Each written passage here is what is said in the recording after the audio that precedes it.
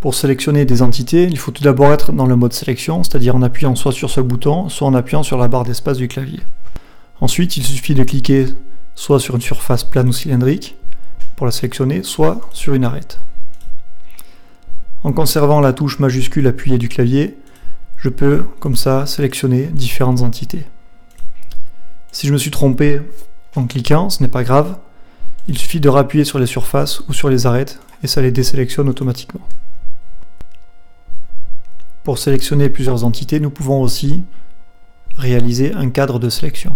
Pour cela, je clique, je reste cliqué avec la souris et je me déplace sur la droite, soit vers le haut, soit vers le bas, peu importe. Et j'obtiens un contour avec des lignes continues. Si je sélectionne, toujours en restant à cliquer sur la souris, de droite à gauche, vers le haut, vers le bas, on obtient un contour en pointillé. La différence entre les deux est très importante. Lorsque je fais ce cadre de sélection de gauche à droite, il faut que les entités se retrouvent entières dans le cadre de sélection pour être sélectionnées. Lorsque je sélectionne de droite à gauche, il suffit qu'une partie des entités se trouve dans le cadre pour qu'elles soient sélectionnées entièrement. Alors exemple, si je me mets ici, que je sélectionne de gauche à droite, rien n'est sélectionné car aucune entité n'était entière. Si maintenant je sélectionne de droite à gauche, toutes ces entités ont été sélectionnées. Pour quelle raison? Parce qu'elles se trouvaient en partie à l'intérieur de mon cadre. D'ailleurs, si je retourne ma pièce, on voit que ce qui était en dessous aussi. Un autre exemple, si je souhaite sélectionner cette surface et ces trois entités qui forment son contour. Je vais donc faire, comme ceci, un cadre de sélection. Je suis parvenu à ce que je voulais.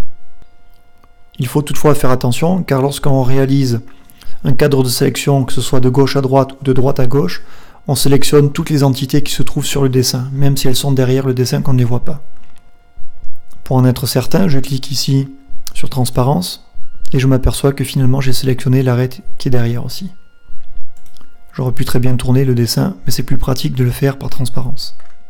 Ce n'est pas la peine de tout désélectionner et de refaire la sélection. Je me mets en mode transparence, j'appuie sur la touche majuscule du clavier, comme on a vu tout à l'heure, et de cliquer directement sur mon arête. Elle est désélectionnée. Je peux enlever maintenant la transparence. En faisant une sélection de droite à gauche, j'aurais sélectionné beaucoup trop d'entités, même en dessous, donc il faut faire attention, il faut bien réfléchir avant d'utiliser le cadre de sélection de gauche à droite ou de droite à gauche. Il y a une méthode beaucoup plus simple pour sélectionner une surface et son contour, c'est de double-cliquer tout simplement sur la surface. Si je veux sélectionner l'ensemble de ma pièce, j'aurais pu faire comme ceci un cadre de sélection de gauche à droite, ou un de droite à gauche, même partiel, comme ceci, ça aurait suffi. Mais une autre méthode qui est beaucoup plus rapide et plus sûre, c'est de faire un triple clic.